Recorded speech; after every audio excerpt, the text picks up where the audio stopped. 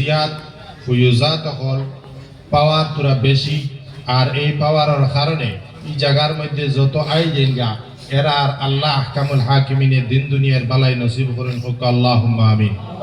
আমি আপনার সামনে আল্লাহর হাবিব সাল্লাল্লাহু আলাইহি ওয়াসাল্লামের এক হাদিস পড়াত আসলাম, আর পড়িতে অন্য একটা হাদিস আই গেছে গিয়া। আল্লাহ আহকামুল হাকিমিনে তান প্যারা হাবিব জনাবে আহমদ মুস্তাফা মুহাম্মদ মুস্তাফা সাল্লাল্লাহু আলাইহি ওয়াসাল্লাম রে দিয়া জানাইয়া দিতরা, হে উম্মতি হল তুমি তাই কিয়ামত পর্যন্ত আনেওয়ালা যত উম্মত হল আছো আমার জানিয়া রাখো গিয়া, আলা কুল্লুকুম রাইন ওয়া কুল্লুকুম মাসউলুন আন রাইয়াতিহি। তোমার তার মধ্যে একজন মাতৃগর্ভ থেকে জন্ম নেওয়ার পরে তার এই দুনিয়া ছাড়িয়ে যাওয়ার আগ পর্যন্ত তার পর্যায়ক্রমে যত বয়স হইব প্রত্যেক বয়সের লগে তার জিম্মেদারিও হলাইতে থাকবো।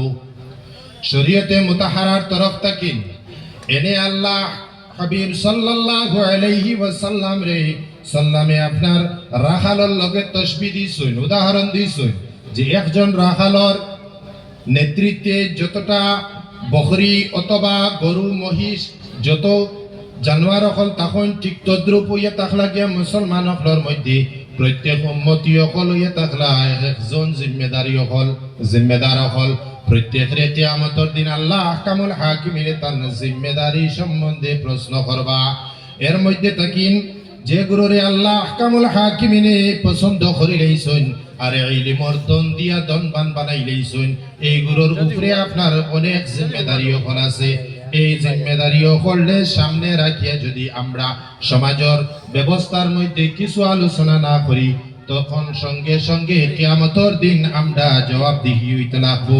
এর লাগেন ভাই মুসলমান হল আমরার সমাজের মধ্যে বর্তমানে যত রকমের জিনিস সকল দেখা দেয় এর মধ্যে তাকিন গিয়া একটা জিনিস হইয়া থাকলো গিয়া আমরা আম মুমিন হল যাই যে জায়গার মধ্যে মারা যায় আমরা নামাজে জানাজার মধ্যে যাই যাওয়ার পরে দেখা যায় ও মহল্লার বা ও গোষ্ঠীর বা ও বাড়ির পরিবারের তরফ থেকে খেয়ারে খাওয়া হয় যে আপনি ও মইয়ত সম্বন্ধে মানুষের কিছু হক চাই।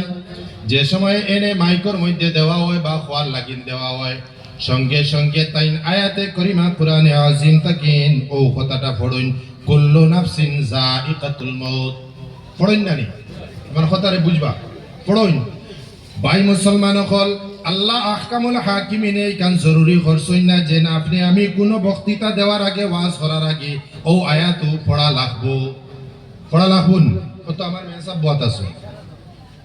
শরীয়তে মুতাহারার তরফ থেকে কোনো কিছু বয়ান করতে গিয়া যেন কোরআনে আজিম থেকে আয়াত নির্দিষ্ট করিয়া পড়া লাগবো এটা জরুরি নাই, এটার অর্থ হইয়া দিলে ওই যায় গিয়া।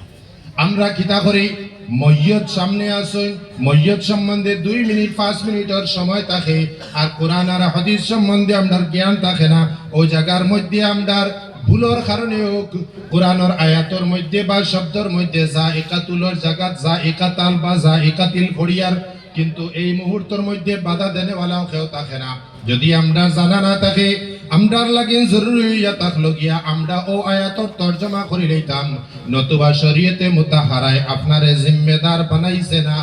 আপনি হয়তো ও বাড়ির মুরব্বী হইতে পারেন বা ও মহল্লার মুরব্বী হইতে পারেন, আপনি মইয়ত সম্বন্ধে সামান্য কিছু হইয়া দাবি দাবা ছুটাইবার আরজ করিয়া আপনি মাত্র মুক্তসর করিলাকা।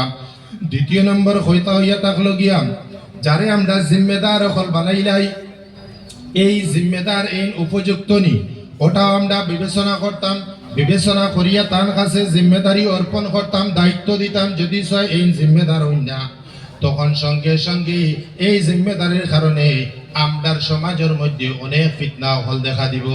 ভাই মুসলমান হল আল্লাহর হাবিব সাল্লাল্লাহু আলাইহি ওয়াসাল্লামের কাছে সাহাবায়ে কেরাম হলে প্রশ্ন করলা, ইয়া রাসূলুল্লাহ সাল্লাল্লাহু আলাইহি ওয়াসাল্লাম কিয়ামত কোন সময় জমিনের মধ্যে নাজিল হইব? কিয়ামতের লক্ষণ হল কিতা? আল্লাহ আহকামুল হাকিমিনের তরফ থেকে তান প্যারা হাবিবে জানাইয়া দেন, অসংখ্য অগণিত নিদর্শন হল আল্লাহর হাবিবে বাতাইয়া দেন। এর মধ্যে তাকিন একটা নিদর্শন আল্লাহর হাবিব সাল্লাল্লাহু আলাইহি ওয়াসাল্লামে জানাইয়া দেন, যে সময় তুমি জানিয়া রাখিও, তুমি তাই জানিয়া রাখিও সমাজের কোন জাত দায়বদ্ধতা, কোন জাত দায়িত্ব, কোন কিছুর জিম্মেদারি যখন ও ব্যক্তির উপরে দেওয়া হইব যাই এই জিম্মেদারি সম্বন্ধে জ্ঞান থাকে না, জিম্মেদারি আদায় করার মতো তার সামর্থ্য থাকে না, সঙ্গে সঙ্গে তুমি বুঝি লাইও ইটাও ইয়া তাহলো গিয়া কিয়ামতের একটা আলামত লক্ষণ। কথা বুঝা গেছেন? ও ব্যক্তিকে আমরা জিম্মেদার বানাইছি, জিম্মেদারি দিছি, যে ব্যক্তি আমরা কিতা করতে পারেন না তার জিম্মেদারি সম্বন্ধে জ্ঞানও নাই। আমরার ভাই মুসলমান হল বর্তমান সমাজের মধ্যে আমরা ফিতনা হল যেটা দেখা দেয়, ও ফিতনা হল তাকে আমরা বাঁচিবার সর্বোপরি চেষ্টা করতাম। এর মধ্যে তাকে নইয়া থাকলো গিয়া ও যেটা আমি আপনার সামনে কইলাম, বাস্তবে কয়েক জনজান নামাজের মধ্যে যাওয়ার পরে দেখা যায় ও আয়াতে কোরআনিয়া পড়াত গিয়ে মারাত্মক মারাত্মক ভুল হল করুন।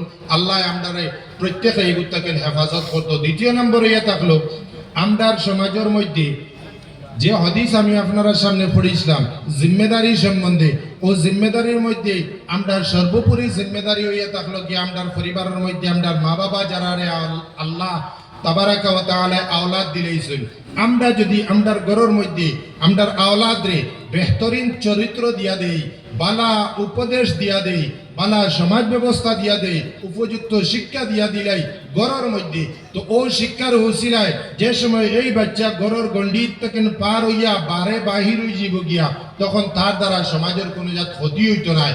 আমরা সমাজের মধ্যে বর্তমান অবস্থায় দেখা যায় অনেক জায়গার মধ্যে অনেক মুসলমান হল আছেন যে গুরুয় আপনার কিতা করুন মা বাবা অনেক আমিল আল্লাহ আহকামুল হাকিমিনর ফরাইজ করলে আদায় খটরা, নওয়াফিল করলে আদায় খটরা, রোজা কর রাখতারা, ফরজ করলে আদায় খটরা, সমস্ত ইবাদত বন্দেগী ঠিক আছে।